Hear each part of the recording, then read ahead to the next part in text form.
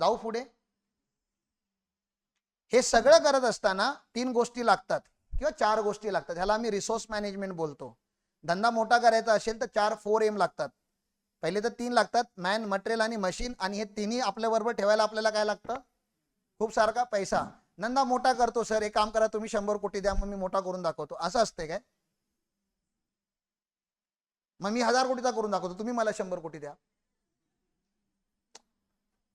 It doesn't matter what you don't have.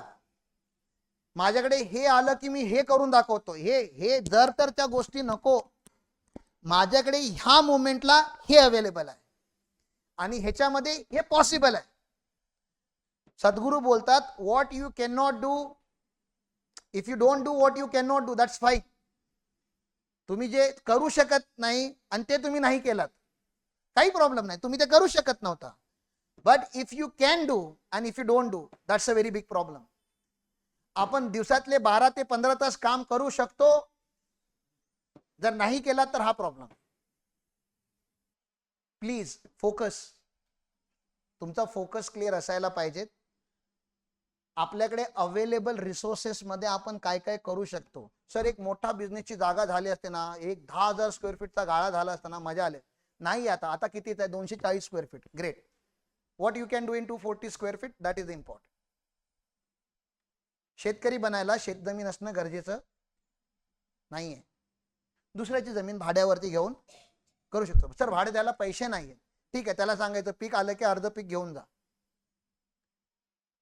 Sir काहीच नाहीये, मग पार्टनर शोधा. मग तुम्ही नट आहात, आता बोल्ट शोधा. नट असाल तर दुसरा नट नका शोधू, नट मध्ये फिट बसत नाही. लावून बघा कधीतरी. तुम्हाला कळायला पाहिजे की माझ्याकडे हे आहे, तुझ्याकडे ते आहे, एक काम करूया, दोघे एकत्र येऊया आणि बिझनेस करूया. माझा मार्केटिंग स्किल चांगला आहे, तुझा प्रोडक्शन स्किल चांगला आहे, तू ऑपरेशन हँडल कर, मी मार्केटिंग हँडल करतो. मग तुम्हा लोकांना ह्या 4 गोष्टीची क्लॅरिटी असायला पाहिजे. माझा धंदा मोठा करायला मला किती पैसे लागणार आहेत, मला किती लोक लागणार आहेत, मला किती मटेरियल लागणार. मटेरियल म्हणजे मटेरियल नाहीये, इनपुट लागणार. मला किती इनपुट्स लागणार आहेत आणि माझ्याकडे कोणत्या कोणत्या मशिनरी म्हणजे इन्फ्रा किती असायला पाहिजे. माझ्याकडे ऑफिस किती मोठा असायला पाहिजे, माझ्याकडे फॅक्टरी किती मोठी असायला पाहिजेत, माझ्याकडे व्हेकल कोणती असायला पाहिजेत. ह्या सगळ्या गोष्टींची तुम्हाला क्लॅरिटी असायला पाहिजेत, ॲटलिस्ट क्वार्टर 1ची तरी.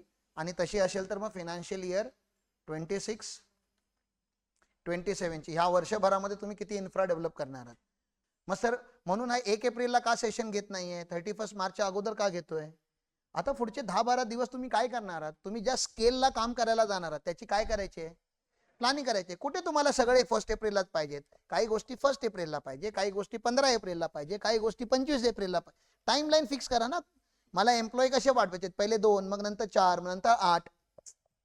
अचानक 12 एम्प्लॉई घेतो म्हटलं तर कुठून घेणार तुम्ही? एवढी कॅपॅसिटी नसते सगळ्यांची. पण प्लॅनिंग असेल तर पुढे त्याचं एक्झिक्युशन आपण ट्रॅकिंग करून करू शकतो. ओके, मग हे रिसोर्स अलोकेशन झालं. रिसोर्स अलोकेशनच्या वरची फ्युचर पुढे आपण बोलणार आहोत.